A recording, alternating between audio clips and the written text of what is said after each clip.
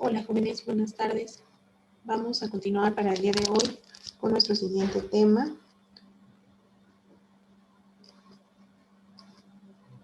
Vamos a el día de hoy tocar lo que es, vamos a empezar con el contrato de fianza.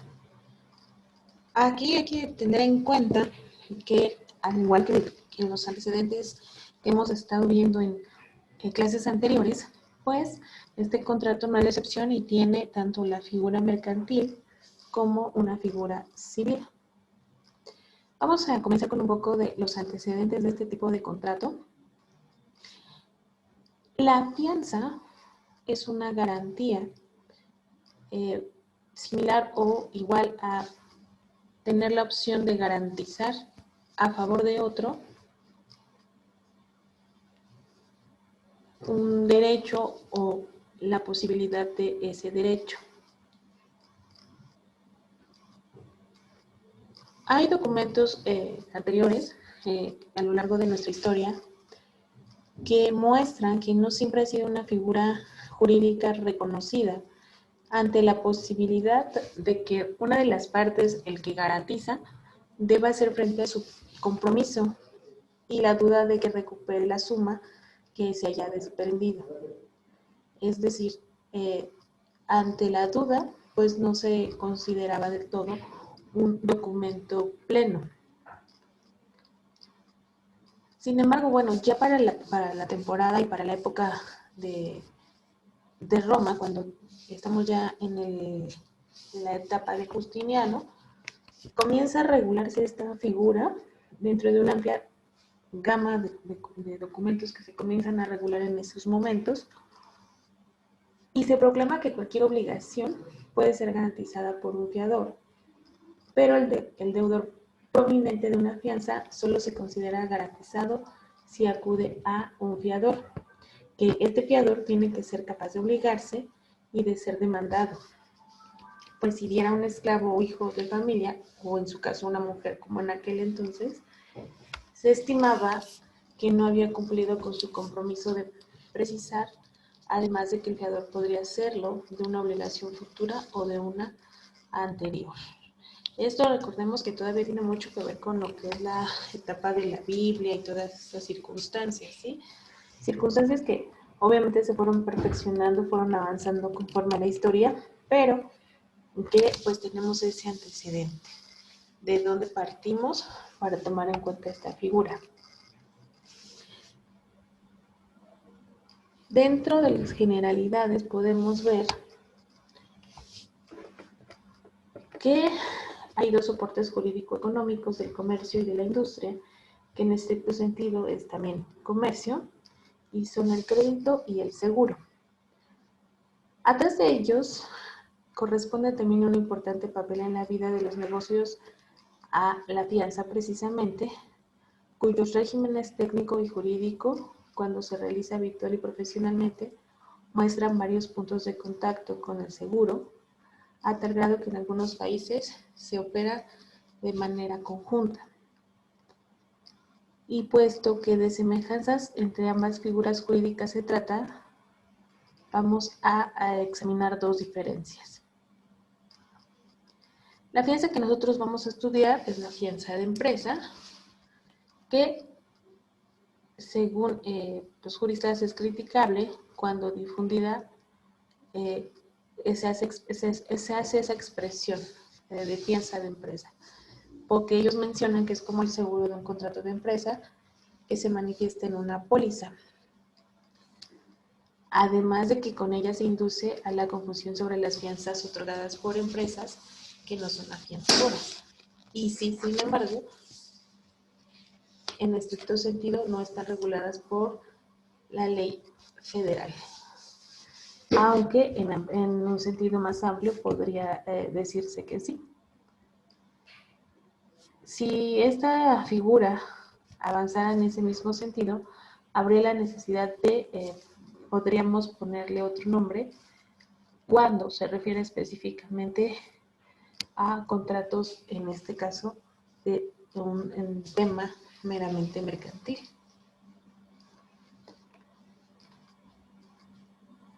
Bien está que se emplea en forma coloquial, incluso en el vocabulario contractual, pues en tales casos cumple una función denotativa práctica. Pero creo que sería un desacierto incorporarla en textos legales como los juristas mencionan, ya que ellos dicen que apunta a razones dispersas, sino que también va a surgir la necesidad regular al lado de la fianza de empresa, la fianza mercantil, y dividir a lo que es la que ya tenemos ahorita y que conocemos que es la fianza civil. Sin embargo, bueno, mientras subsista la diferencia legislativa de nuestro derecho privado, la regularización de la fianza civil debe mantenerse así, mientras que la fianza mercantil va a ser regulada por el Código de Comercio, que estaría ahí haciendo la gran diferencia. ¿Acaso podríamos mencionar la aclaración de que tendrá el carácter de garantía en el cumplimiento de una obligación mercantil y la que se otorgue por una institución afianzadora? En ese caso, en la diligencia de que se regule como contrato privado, debe ser una sola y debería de ser la misma. A la ley sobre el control de tales instituciones corresponde, en cambio, precisar que solo ellas pueden operar de modo habitual y profesional dicho contrato y consignar las demás disposiciones de tipo más específico. En este caso, ambas operaciones, individualmente consideradas, darían resultados aleatorios. Una y otra configuran contratos de adhesión según textos previamente aprobados por la autoridad administrativa de control y vigilancia. En uno y otro contrato se cubrirían riesgos, tendrían esa misma función. Así como la cobertura asegurativa, la fiadora puede operarse en cofinanciamiento o en refinanciamiento. También tenemos que tener en cuenta que, guardada la proporción, así como existe un derecho del seguro privado, del cual solo mencionamos en algún momento, también el derecho al contrato del seguro hay también un derecho de fianza. Pero aquí solo va a cumplir con examinar el derecho del contrato de fianza mercantil o de empresas a trabajos de otra naturaleza, correspondiendo al estudio del régimen legal de los seguros y de las fianzas.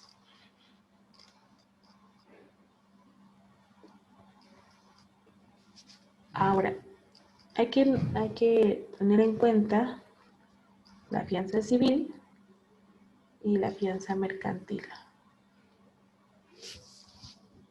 Y vamos a ver que es un contrato de todos los que hemos visto de naturaleza bifronte. De la más rancia estirpe romanesca, que desde donde viene todo nuestro estudio jurídico, el contrato de fianza, al igual que tantos otros surgidos dentro de la ius civile, se ha multiplicado por bipartición,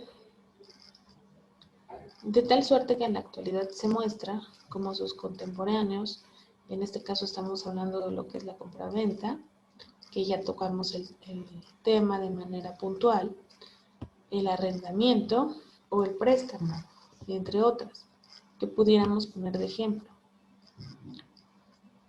A veces esto lo vamos a ver en su forma más original, que sería en materia civil, pero también frecuentemente vamos a tocarlo, como es el caso, en materia mercantil. No siempre ha sido fácil distinguir la diferencia, dónde radica la diferencia de estos contratos con referencia a la fianza. La dificultad se complica un poquito por razón de su carácter accesorio. Esto es su exigencia siempre parasitaria de una obligación principal, de donde podrá inferirse que por mimetismo jurídico adopta la naturaleza civil o mercantil de la relación principal. Entonces aquí lo que vamos a hacer es delimitar los campos hasta donde la claridad de los preceptos legales nos permita. De ahí en adelante vamos a hacer esta comparación mediante una labor de interpretación o de ampliación analógica. Obviamente en este sentido vamos a ir razonando donde vamos a encuadrar tanto un punto de vista civil como un punto de vista mercantil. Vamos a analizar que el punto de partida es claro, ya que toda fianza de empresa mercantil, las fianzas y los contratos que en relación con ellos otorguen o celebren las instituciones de fianzas serán mercantiles para todas las partes que intervengan, excepción hecha de la garantía hipotecaria. En modo alguno se justifica esta última excepción sin otras garantías, como la prenda y la propia fianza, fecundadas por el comercio, se han reducido por bipartición según el símil biológico ante el empleado. Ninguna razón hay para que el legislador se niegue a admitir que lo mismo ha ocurrido con la hipoteca. Por tanto, debe reconocerse que en la actualidad, al lado de la civil, se da la hipoteca mercantil como una situación de no encontrar especificaciones dentro de ella. Entonces, obviamente la fianza busca su propia naturaleza y de esta manera cubrir esas, vamos a llamarlo así, lagunas dentro de lo que es la fianza civil. Sin que obste a ello la falta de regulación de las mismas leyes mercantiles. Y podríamos analizar que qué razón sería, aparte del capricho legal, podría aducirse para sustentar la civilidad de la hipoteca, constituida en garantía de pago de una emisión de obligaciones o de la hipoteca sobre la unidad completa de una empresa, para garantizar el pago de un crédito bancario según lo previsto en la propia ley.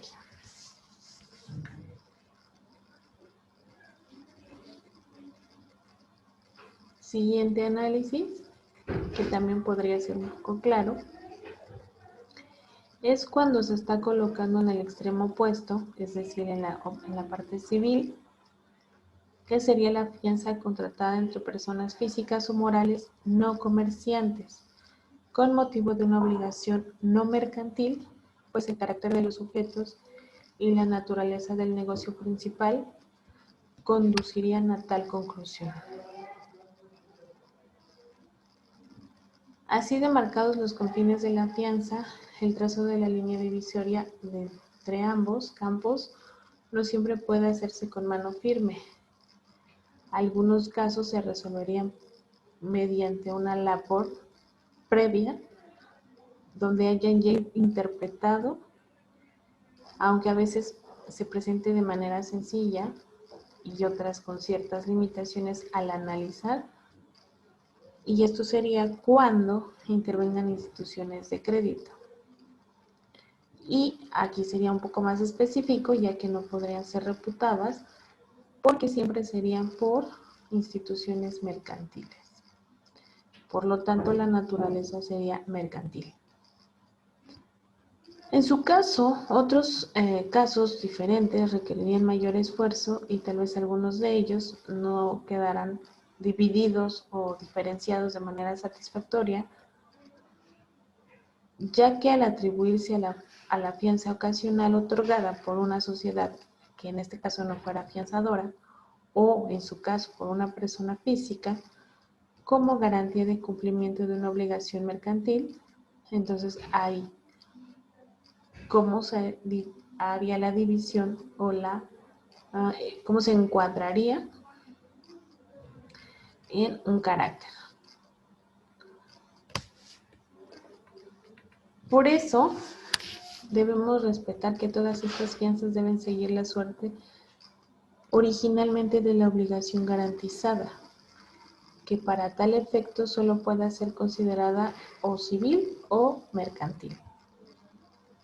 Este criterio resultaría acorde no solo con un principio de economía procesal, pues de ese modo el acreedor podría demandar al deudor directo y al fiador en el mismo juicio, sino con varios preceptos contenidos en la regulación civil de la fianza, como por ejemplo el que condiciona la existencia de la fianza a una obligación válida, y el que prohíbe al fiador obligarse a más que el deudor principal, al paso que le permite obligarse por una cantidad menor.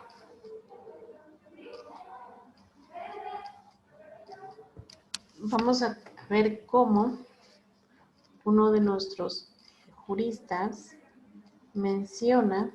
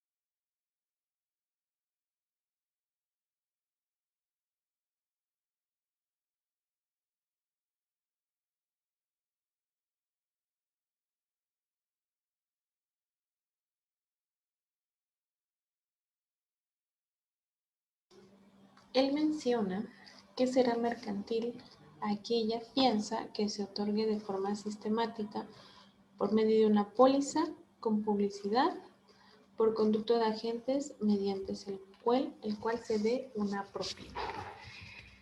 Si se dan cuenta, pues todos estos autores tienen su propio criterio y su propia forma de ver y hacer las cosas. Sin embargo, pues quedamos en el mismo punto.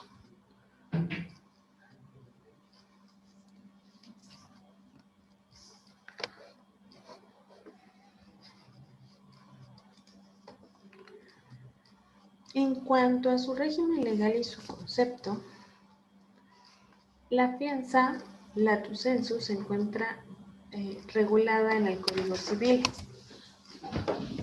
A su vez, también se encuentra regulada la fianza de empresa. Esta última consigna el régimen de las instituciones afianzadoras y que reconoce como supletorias a la legislación mercantil y a las disposiciones de carácter civil en materia de fianza. Aunque tenga un inferior rango, no debe omitirse aquí la referencia del reglamento que tiene la propia ley y que este atiende solo a fianzas otorgadas a favor de la federación. Pero además, por cuanto las empresas afianzadoras están sujetas a la inspección y vigilancia emanadas de esta última, así como los de la Secretaría de Hacienda y Crédito Público, existen otras importantes disposiciones sobre la materia que de ordinario se dan a conocer a través de circulares modificatorias de la llamada circular única de fianzas, con fundamento esto en lo dispuesto en la ley que fue publicada el 6 de diciembre del 2010. ¿Cuál es el caso de las reglas de carácter general para el otorgamiento de fianzas que garanticen operaciones de crédito? Y estas abrogaron de las que tuvieron vigor antes. El Código de Comercio no contiene disposiciones sobre este contrato en lo que al concepto de fianza concierne, no lo consigna. Sin embargo, De ello no debe inferirse que la noción que suministra el Código Civil corresponda sin más a la fianza de empresa, en efecto, mientras se conforme a dicho estatuto civil. La fianza es un contrato por el cual una persona se compromete con el acreedor a pagar por el deudor si éste no lo hace. Este último permite afirmar el carácter subsidiario de la obligación fiadora civil en las fianzas que examinan las empresas otorgantes y que éstas no gozan de los beneficios de orden y exclusión y sus fianzas no se extinguirán aun cuando el acreedor no requiera judicialmente al deudor por el cumplimiento de la obligación principal.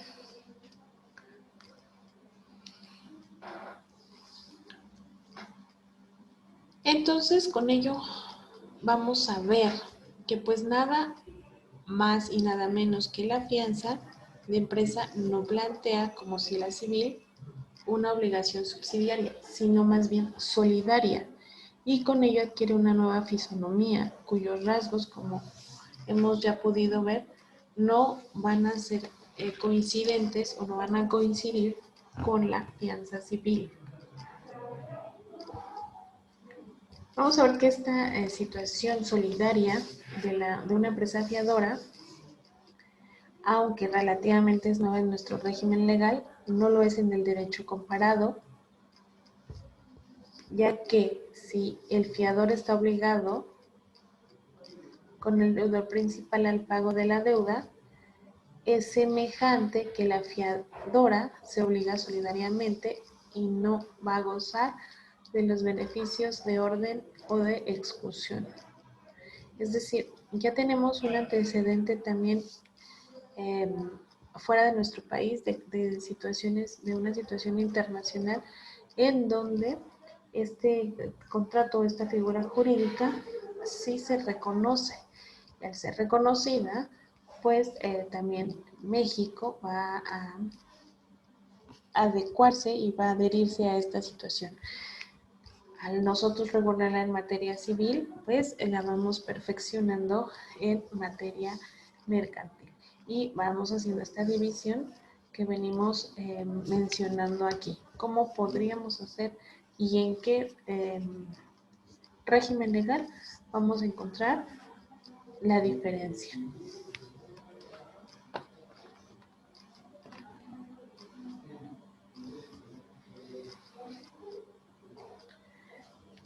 Todo ello no quita que la fianza de empresa siga siendo un contrato accesorio, ya que solo va a existir en función y en medida de la obligación principal.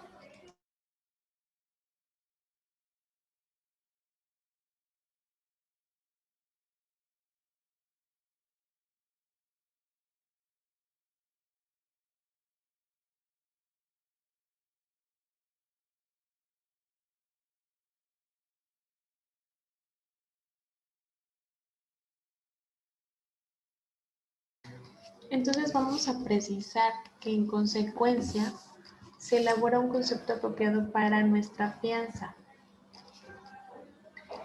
y vamos a ver que uno de ellos podría ser que es el contrato de fianza de empresa, la fiadora, que se obliga por escrito solidariamente con el fiado a pagar una deuda a cargo del mismo a cambio de la prima que se obliga a pagar el tomador contratante. Vamos a ver que en este concepto solo debería considerarse provisional, pues este se irá modificando al establecerse una clara distinción legal entre fianza civil y fianza mercantil. Esto con la finalidad de eliminar las circunstancias poco técnicas que vienen acarreándose dentro de la historia de nuestro concepto. Un jurista más, él nos aporta y apunta una serie de supuestos precontractuales de la fianza que estamos examinando. Y él menciona que debe de haber licitud en el negocio, certeza razonable sobre el cumplimiento de la obligación principal garantizada, solvencia moral y económica, así como la capacidad de los solicitantes de la fianza para cumplir con los compromisos asumidos. En caso de haber obligado solidario, ilustrarlo sobre su obligación solidaria con el fiado en las responsabilidades que resulten. La suma de las fianzas expedidas a un cliente no debe rebasar la capacidad económica.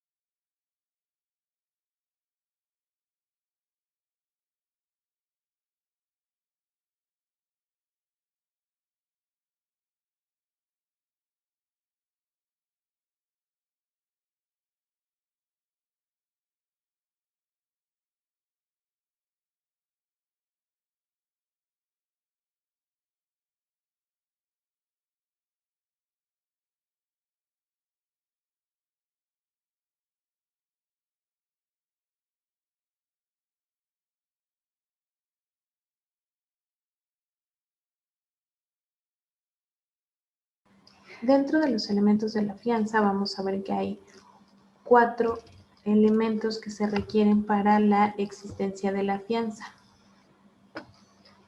Si bien, como se verá, no es preciso que todos ellos intervengan dentro del contrato, es importante que por lo menos 2 o más sí desempeñen o se vean, se visualicen dentro del contrato. Uno de ellos es la institución afianzadora. Bueno, pues va a ser el papel que solo puede ser desempeñado por una sociedad anónima, en este caso mexicana, y que tiene que estar provista de autorización que haya solicitado ante la Secretaría de Hacienda y Crédito Público. No solamente porque una empresa se diga afianzadora, si no está registrada, no podría tener la legalidad expresa para esta situación.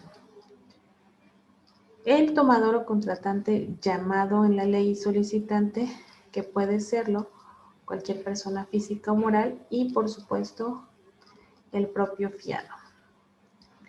Aquí vamos a ver que la expresión solicitante aplicada por la ley a quien contrató con la empresa fiadora es de una obvia impropiedad, pues al celebrarse el contrato dejó de ser solicitante para convertirse ya en contratante, es decir, la figura cambia. Un tercer elemento es que el fiador o deudor principal es la persona física o moral respecto de cuya obligación se otorga la fianza y que puede protagonizar también el papel de tomador o de contratante. El beneficiario, este carácter que corresponde también a cualquier persona física o moral como acreedora de la obligación principal. Y hay un elemento quinto que pudiese o no pudiese estar dentro del contrato, que es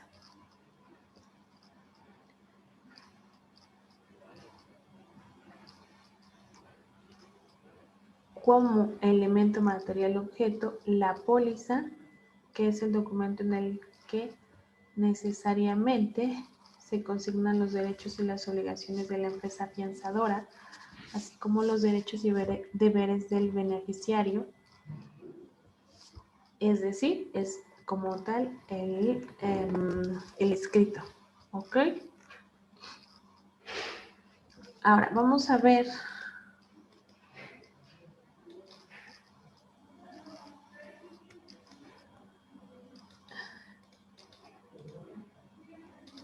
que viene lo que es la garantía de recuperación de la empresa afianzadora, y aquí ya quedó apuntado que tal vez la diferencia más importante entre la fianza civil y la de una empresa es la inexistencia.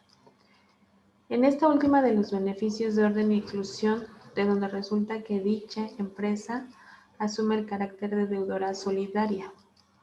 No aparece ocioso recordar que por virtud del beneficio del orden, el fiador solo puede quedar obligado a pagar después de que se haya reconvenido al deudor principal para el mismo efecto, por virtud del beneficio de exclusión. Primeramente, el valor libre de los bienes del deudor principal debe aplicarse el pago de la deuda, y solo la parte que no pueda cubrirse con tal valor quedará a cargo del fiador.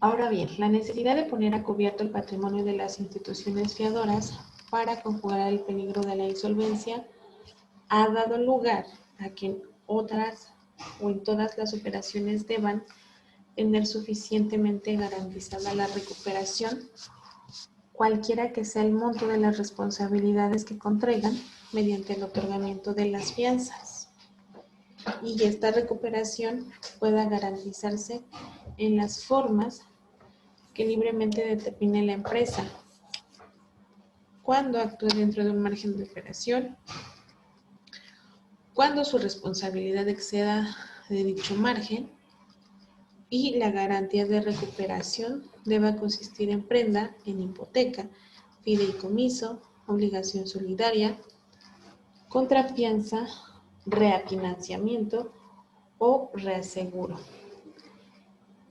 Algunas de estas fianzas de carácter personal, así como de fidelidad, pueden operarse sin garantías suficientes ni comprobables.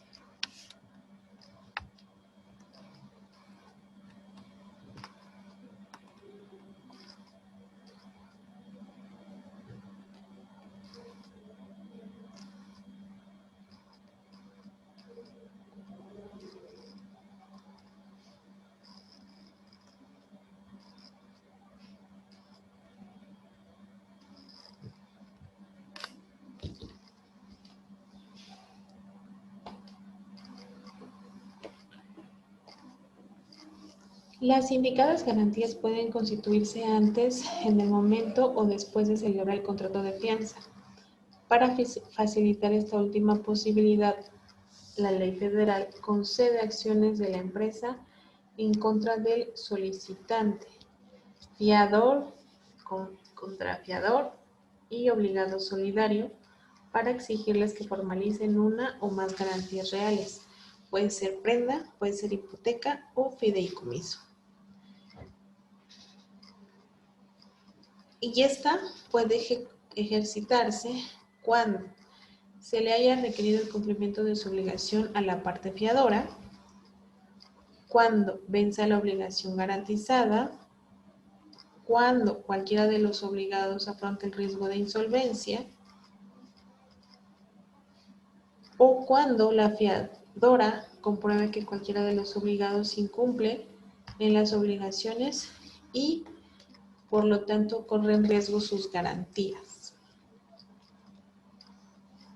Pero además, en cualquiera de estos supuestos, asiste también acción a la empresa fiadora para obtener un secuestro precautorio en forma prejudicial o dentro del juicio correspondiente,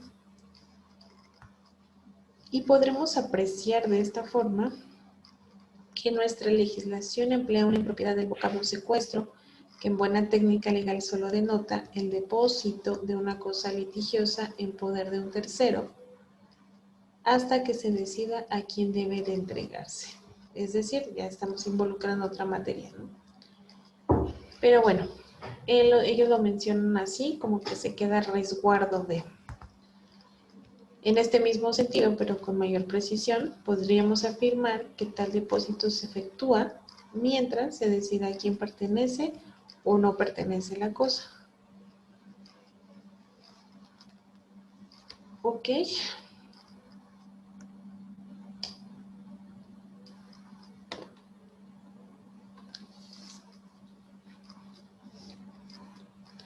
Ahora,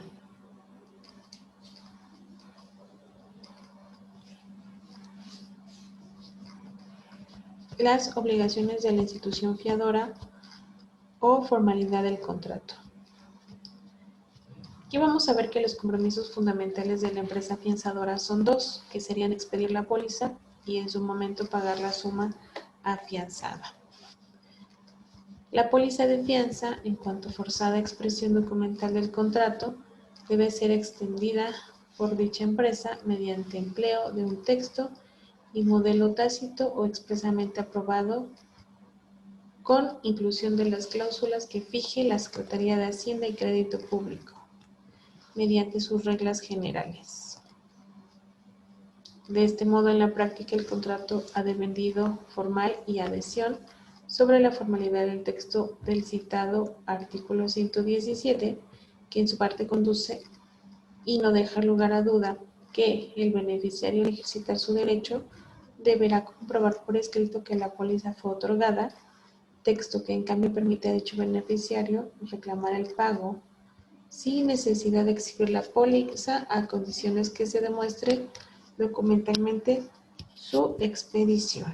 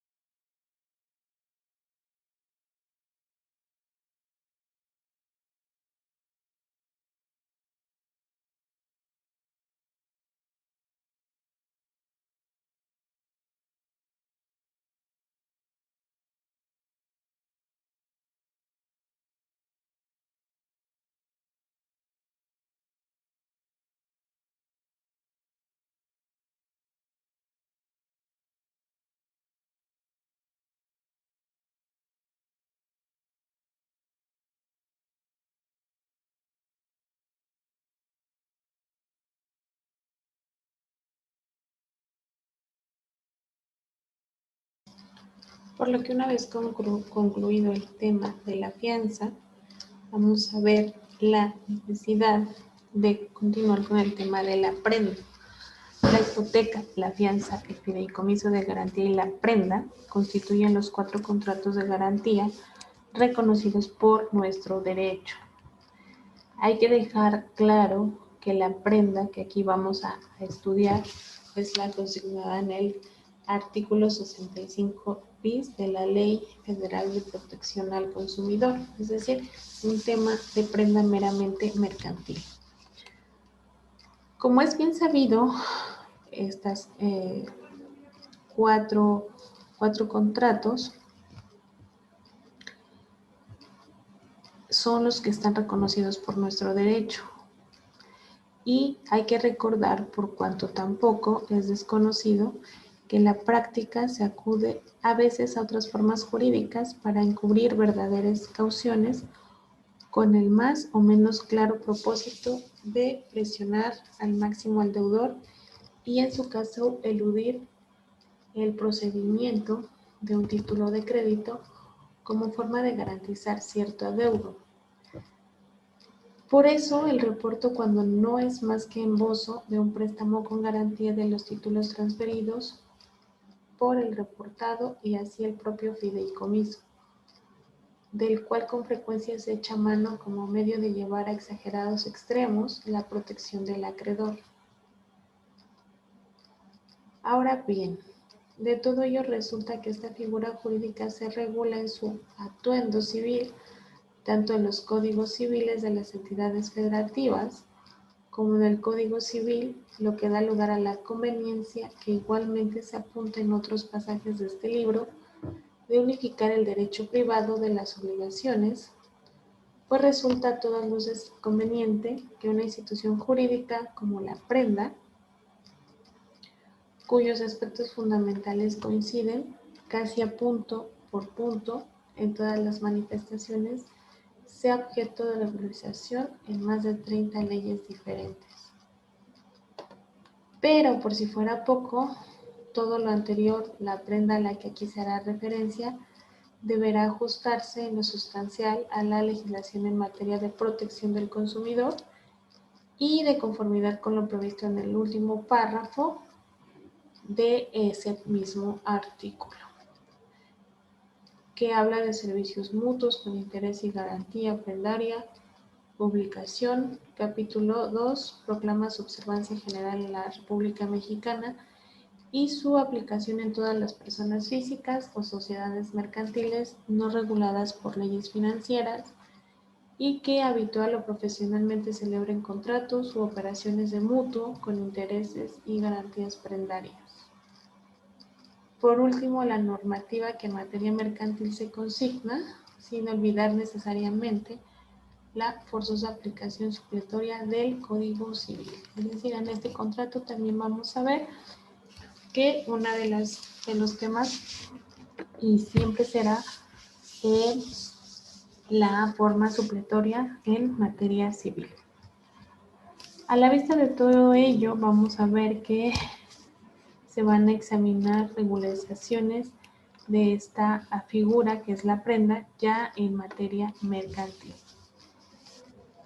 Los contratos de mutuo con interés y garantía prendaria, en los cuales los proveedores sean personas físicas o sociedades mercantiles no regulados por leyes financieras y que reiteradamente celebren, estos contratos deberán registrarse en tanto contratos de adhesión ante la Profeco, en el entendido de que estos proveedores no podrán prestar servicios ni realizar operaciones de las que legalmente sean reservadas por las entidades financieras.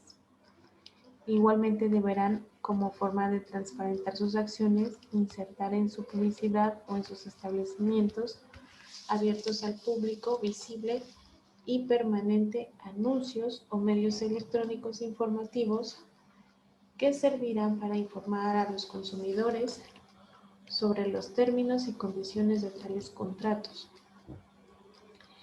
y también sobre el monto de las tasas de intereses anualizadas que cobrarán sobre los saldos insolutos, todo ello en caracteres claros, notorio e indudablemente establecidos.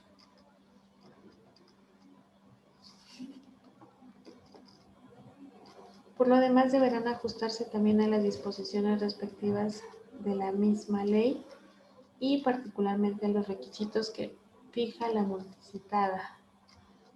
Ahora bien, un sector importante de este contrato ha pasado a formar parte de la legislación protectora del consumidor mediante la intervención de la ley, precisamente que protege al consumidor, que además anunciaba la expedición de la norma oficial mexicana antes mencionada, cuyas principales disposiciones se examinarán, sin olvidar que las mismas son de observancia obligatoria en todo el país, pues entró en vigor 60 días naturales desde que se publicó.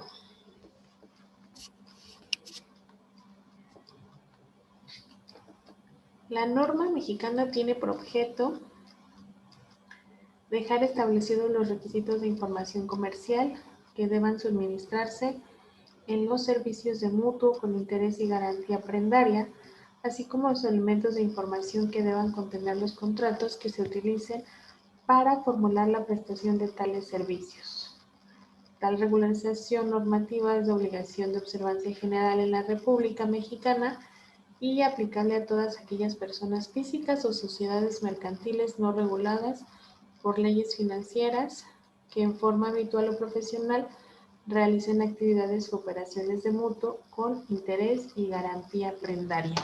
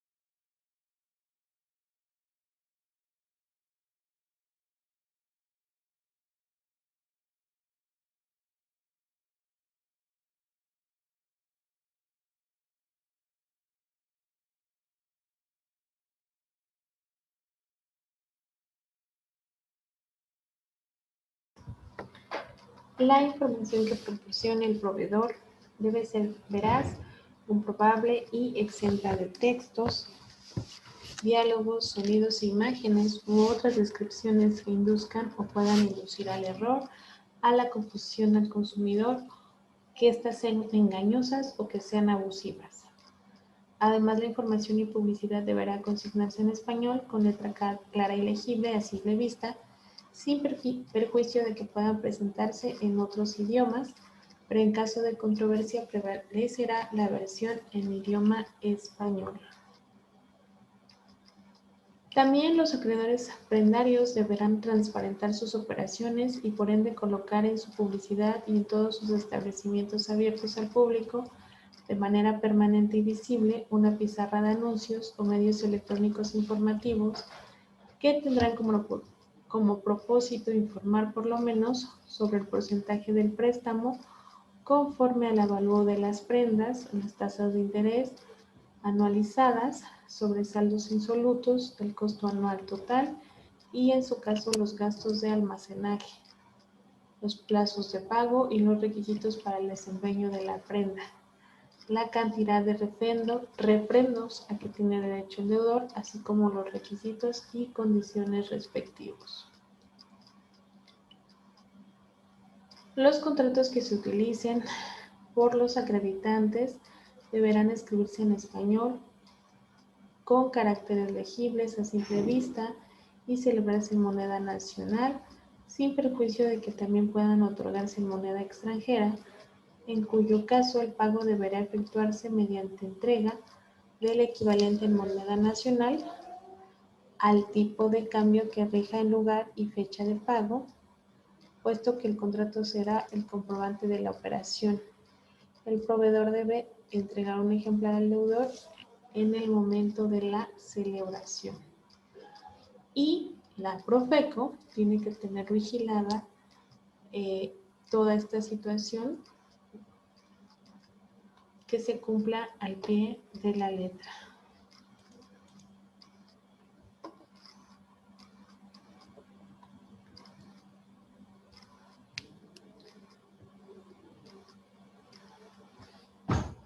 Ninguna de lo que aquí mencionamos son regularizaciones, salvo el Código Civil, que suministra conceptos de prenda. Luego el único legalmente aprovechable es el civil, que es un derecho real constituido sobre un bien mueble, enajenable, para garantizar el cumplimiento de una obligación y su preferencia en el pago. Por lo tanto, carecería de razón Rodríguez cuando de modo inexplicable afirmó que deben considerarse vigentes las definiciones de prenda marcadas o contenidas en el artículo 605 del Código de Comercio, pues según dice tal artículo, no está derogado como no lo está ningún otro de los del Código de Comercio mexicano sobre prenda, en tanto que no lo hayan sido expresa o implícitamente por la existencia de normas especiales posteriores. Lo inexplicable de su pretensión resulta del texto claro y determinante del artículo 3º transitorio de la Ley General, quedando abogados los artículos 605 al 634 del Código de Comercio, entre los cuales se encontraban todos los que regulan la prenda mercantil. Ante todo, parece necesario, mientras subsista la dicotomía legislativa del derecho privado mexicano, precisar la naturaleza mercantil de esta prenda, o bien, como lo han apuntado algunos tratadistas mexicanos, a lo que antes se hizo referencia, si es un acto mixto, puesto que el ya referido artículo 65, que de la ley que ya hemos estado citando, califica de proveedores a las personas físicas o sociedades mercantiles que habitualmente y con el propósito de obtener un interés monetario celebran esta operación, lo que por necesaria aplicación obliga a reputar esta prenda como acto de comercio, en tanto que es operada por una de las que se han dicho ordenamientos mencionados como casas de empeño.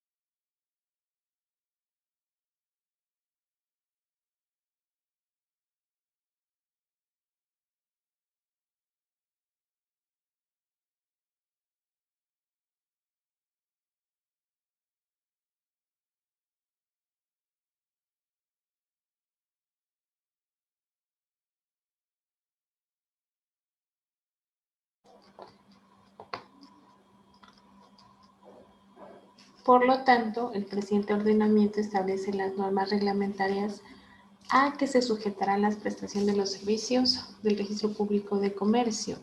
Y vamos a ver aquí que tenemos lo que es el acreedor, la garantía mobiliaria, la ley, que en este caso estamos hablando de la ley de títulos y operaciones de crédito, el otorgante, el registro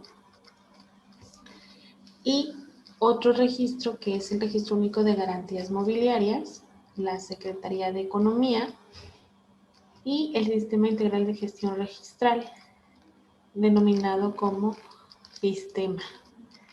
Precisamente, como lo mencionábamos hace un momento, ahí es donde la parte de el Registro Único de Garantías Mobiliarias quedaría establecido. Por lo que compete al deudor prendario como bienes pignorables, vamos a mencionar los derechos y obligaciones de las partes y hay que saber que tal carácter resulta solo de su derecho sobre los bienes o derechos pignorados y no necesariamente de la obligación garantizada, que puede ser la de un tercero, en otras palabras, si la prenda es constituida por el deudor directo, coincidirán los papeles del obligado principal y también del deudor prendario. De no ser así, el acreedor tendrá entre sí un deudor principal responsable de todo patrimonio y un deudor más colateral. En cuanto a este elemento, vamos a ver que existe el tema de la expresión en el Código Civil, el tema de los valores fungibles y, para el estricto sentido del contrato, sería la traslativa de la propiedad.